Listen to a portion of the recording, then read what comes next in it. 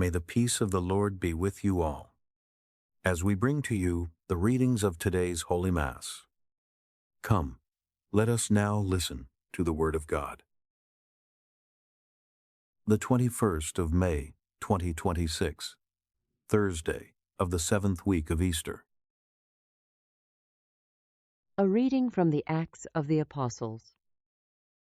The next day, desiring to know the truth about why Paul was accused by the Jews, the commanding officer freed him from the bonds, and commanded the chief priests and all the council to come together, and brought Paul down and set him before them. But when Paul perceived that the one part were Sadducees and the other Pharisees, he cried out in the council, "Men and brothers, I am a Pharisee, a son of Pharisees. Concerning the hope and resurrection of the dead I am being judged." When he had said this, an argument arose between the Pharisees and Sadducees, and the crowd was divided. For the Sadducees say that there is no resurrection, nor angel, nor spirit, but the Pharisees confess all of these. A great clamor arose, and some of the scribes of the Pharisees' part stood up and contended, saying, "We find no evil in this man. But if a spirit or angel has spoken to him, let's not fight against God." When a great argument arose, the commanding officer, fearing that Paul would be torn in pieces by them, commanded the soldiers to go down and take him by force from among them and bring him into the barracks. The following night the Lord stood by him and said, "Cheer up, Paul, for as you have testified about me at Jerusalem, so you must testify also at Rome." The Word of the Lord. A reading from the Holy Gospel according to John. Lifting up his eyes to heaven, Jesus said, "Not for these only do I pray, but for those also who will believe in me through their word, that they may all be one. Even as you, Father, are in me, and I in you, that they also may be one in us, that the world may believe that you sent me. The glory which you have given me, I have given to them, that they may be one, even as we are one, I in them, and you in me, that they may be perfected into one, that the world may know that you sent me and loved them, even as you loved me. Father, I desire that they also, whom you have given me, be with me where I am, that they may see my glory which you have given me, for you loved me before the foundation of the world. Righteous Father, the world hasn't known you, but I knew you, and these knew that you sent me. I made known to them your name, and will make it known, that the love with which you loved me may be in them, and I in them. The Gospel of the Lord. Gospel Reflection. Today's Gospel brings us to the final part of the solemn prayer that Jesus offers to the Father after the Last Supper. This is the prayer of the Son before entering his Passion. It is also the prayer of the High Priest, who is about to offer himself on the cross in order to glorify the Father and save humanity. What is especially striking in today's passage is that Jesus does not pray only for the disciples who are present with him at that moment. He also prays for future disciples. He says, "I do not pray for these only, but also for those who will believe in me through their word." This means that, in the prayer of Jesus that evening, we too are present. We are among those who have come to believe through the word handed down by the apostles, through the church, and through many generations of witnesses. Our faith today did not arise from nowhere. It comes from the living transmission of the gospel, from the witness of those who met Christ, believed in him, proclaimed him, and handed on that faith to others. Therefore, when we hear this gospel, we are not simply listening to a prayer from the past. We are hearing the prayer of Jesus for us. And in the faith of the Church, the risen Christ, seated at the right hand of the Father, continues to intercede for us. He is the eternal high priest, the one mediator between God and humanity. His prayer at the Last Supper continues to echo in the life of the Church. The central theme of today's prayer is unity. Jesus prays that they may all be one. He prays for the unity of the disciples present with him, and he also prays that all who will believe in him through their word may be one. This shows us that unity is not a secondary matter in Christian life. Unity is present in the very heart of Jesus before his passion.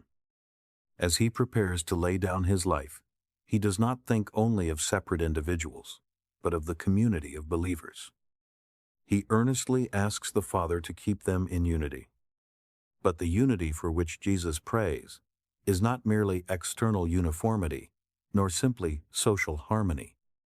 He is not asking only that the disciples get along, avoid conflict, or organize community life peacefully.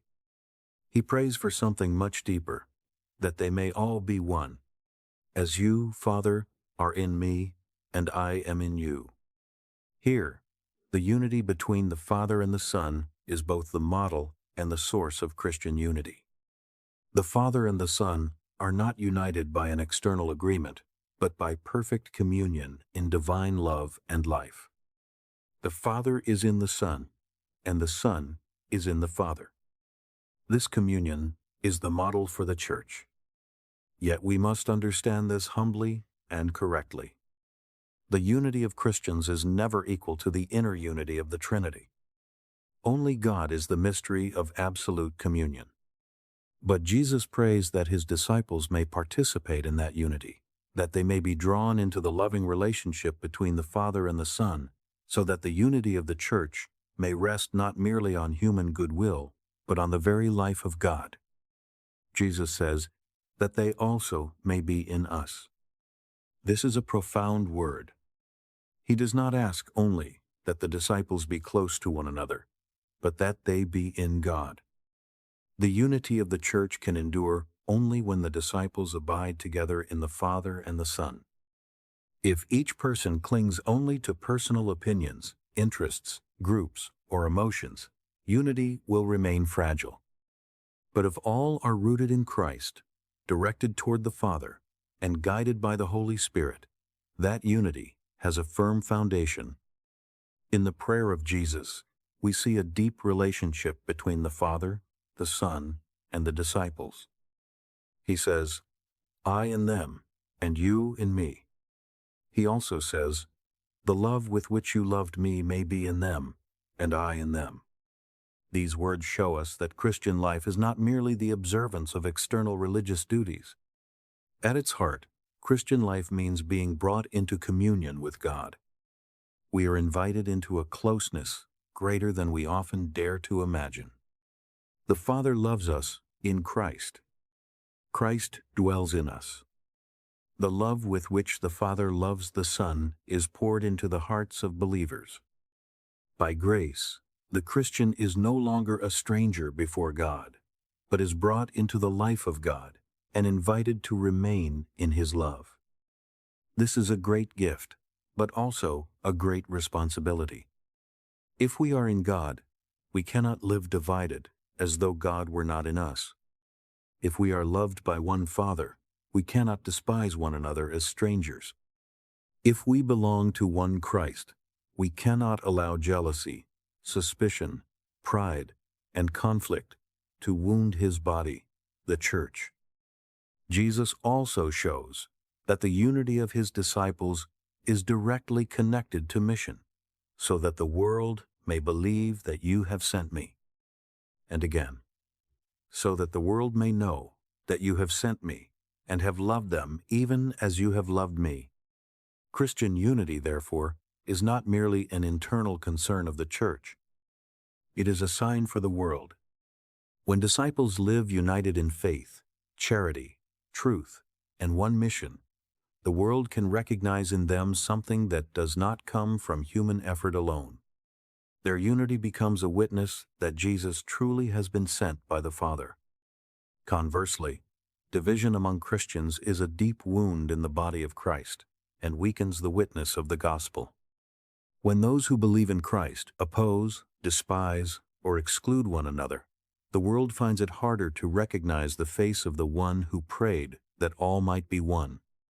When Christians allow prejudice, conflict, pride, interests, or historical wounds to obscure charity, the proclamation of a God who is love becomes less convincing. For this reason, prayer for Christian unity is not secondary. It is a participation in the prayer of Jesus himself. The Catholic Church recognizes that those who believe in Christ and have been baptized are in a real, though imperfect, communion with the Church. Therefore, we are called to prayer, conversion, and dialogue in truth and charity, so that we may move toward the unity Christ desires. Unity does not mean abandoning truth. Jesus does not pray for a superficial unity that exchanges faith for outward convenience. In this same prayer, he asks the Father to sanctify the disciples in the truth. Therefore, Christian unity must always be rooted in the truth revealed by Christ. But that truth must be lived in charity. If we speak of truth without love, we may wound the body of Christ. If we speak of love while neglecting truth, we lose the foundation of unity. The prayer of Jesus also invites every community, every family, and each one of us to examine our lives. The great unity of the Church begins with the small acts of unity we live each day. A family that learns to forgive is a sign of the gospel. A community that listens and respects its members is a sign of the gospel. A Christian who becomes less proud, less judgmental, less divisive, and more committed to peace is already cooperating with the prayer of Jesus. We cannot pray for all Christians throughout the world to be one if we ourselves continue to nourish resentment in our hearts. We cannot ask for the unity of the Church if we refuse reconciliation in our own family. We cannot expect the world to believe in Christ if our lives make the gospel appear unable to bring love and peace. Unity, therefore, does not begin only with distant matters.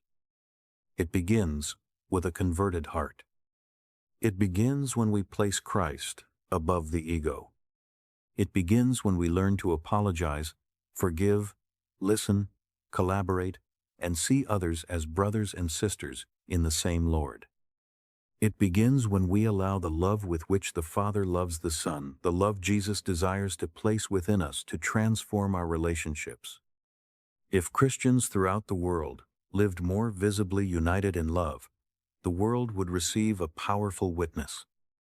If believers in Christ, even while belonging to different traditions, histories, and expressions of faith, learn to respect one another more deeply, pray for one another more sincerely, and cooperate more generously in serving humanity and proclaiming the gospel, the face of Christ would shine more clearly before the world. Today, as we hear Jesus pray, that they may all be one, let us allow these words to enter our own hearts. This is not only a prayer to be heard, but a prayer to be lived. We are called to become men and women of communion, communion with the Father in Christ, communion with our brothers and sisters in the Church, and a commitment to the unity of all who believe in Christ. Let us pray. Most Holy Trinity, whom we adore, draw us into the communion of your love. Quiet our hearts before division, pride, and discord. Teach us to remain in Christ, so that through him we may draw nearer to the Father and nearer to one another in true charity. May your Church seek unity in truth and love.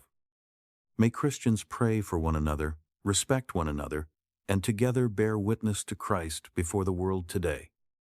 Make our hearts a dwelling place for you, a place where your peace is guarded, and where your love may flow outward to all. Amen. We are deeply grateful for your prayers, for sharing our videos with others, and for the support you have generously offered to this mission. We also extend our heartfelt thanks to all who have so kindly shared the blessings they have received. If today's reflection has touched your heart, we warmly invite you to share this video with your loved ones, especially with those who may be in need of hearing the Word of God today. Please do not forget to like this video and to subscribe to Verbum Day Catholic Bible if you have not yet done so. Thank you, and may God graciously bless us all.